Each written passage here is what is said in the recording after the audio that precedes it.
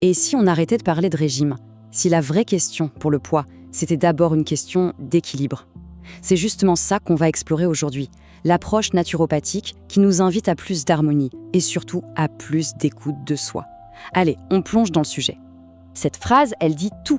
Elle résume parfaitement la philosophie. Le poids, en fait, ce n'est pas un ennemi à combattre, non. C'est plutôt un messager, un simple reflet de notre équilibre de vie global. Parce que ce qui compte, ce n'est pas juste ce qu'il y a dans l'assiette, mais tout ce qu'il y a autour. Alors, voilà notre programme. On va d'abord poser les bases de cette notion d'équilibre. Ensuite, on verra comment faire quand l'appétit n'est plus là. Puis, on parlera de ce fameux poids d'harmonie. Et on terminera avec les clés pour y arriver en douceur. Ce qui est vraiment intéressant ici, c'est que cette approche ne fait pas de différence entre être trop mince ou être en surpoids. En fait, elle considère que c'est les deux faces d'une même médaille, un déséquilibre.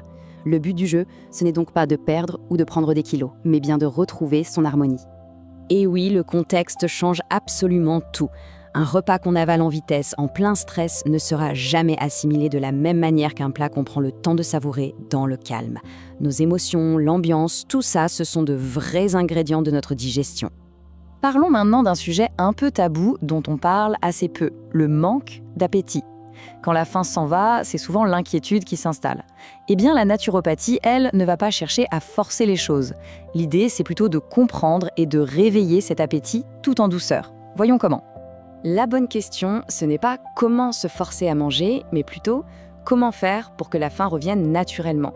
La clé, ce n'est pas la contrainte, pas du tout.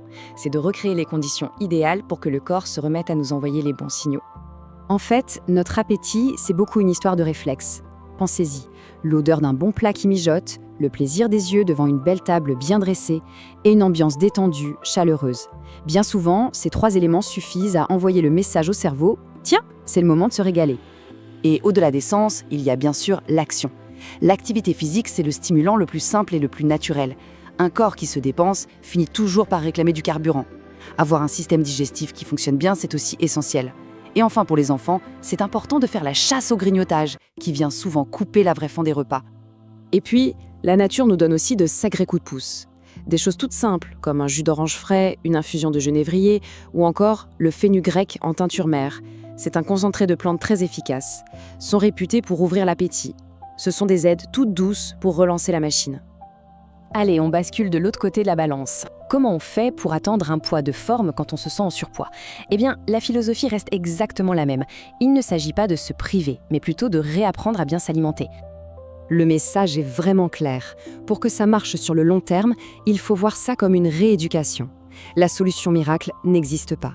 Une perte de poids durable, ça vient de la compréhension des causes. Les excès, le manque d'activité, la gestion des émotions, c'est un vrai travail de fond. Alors oui, il existe des petites formules mathématiques pour calculer un soi-disant poids idéal. Mais il faut vraiment prendre ça pour ce que c'est. Un simple indicateur, un repère pour réfléchir. Surtout pas un objectif rigide à atteindre. L'harmonie, le bien-être, c'est bien plus important qu'un chiffre sur une balance. Ici, on a 3 règles d'or. Vraiment simples, mais redoutablement efficaces. D'abord, bien s'hydrater, boire de l'eau. Ensuite, faire attention à toutes ces graisses cachées, celles des plats préparés, des sauces. Et enfin, choisir les bonnes graisses, comme les huiles végétales de qualité qui, elles, sont excellentes pour le corps. Une autre astuce pour faciliter la digestion, c'est le principe des associations alimentaires du Dr Shelton. L'idée est toute simple. Notre estomac a du mal à digérer en même temps certains types d'aliments comme les protéines et les féculents, le fameux steak frites. En préférant des duos plus simples comme protéines et légumes verts, eh bien on facilite tout le travail digestif. Résultat, plus d'énergie et en métabolisme soutenu. Bon, nous voilà au bout de notre parcours. Il est temps de rassembler un peu toutes ces idées pour en extraire l'essentiel, les véritables clés de voûte de cet équilibre. En fait, si on résume, tout ça repose sur 2 grands piliers. Le premier, c'est l'équilibre. L'équilibre entre bouger et se reposer, entre ce qu'on mange et ce qu'on dépense. Et le second pilier, c'est l'écoute. Réapprendre à écouter les signaux que le corps nous envoie, parce que c'est lui notre meilleur guide. C'est ça l'essence de l'harmonie. Et je vais terminer avec cette question. Et si, finalement, le chemin vers son poids d'harmonie, ce n'était pas une guerre contre son propre corps, mais plutôt un chemin de réconciliation. Une réconciliation avec soi, avec ses sensations et avec ses besoins profonds. Voilà, merci pour votre écoute. Merci pour ton temps et ton énergie.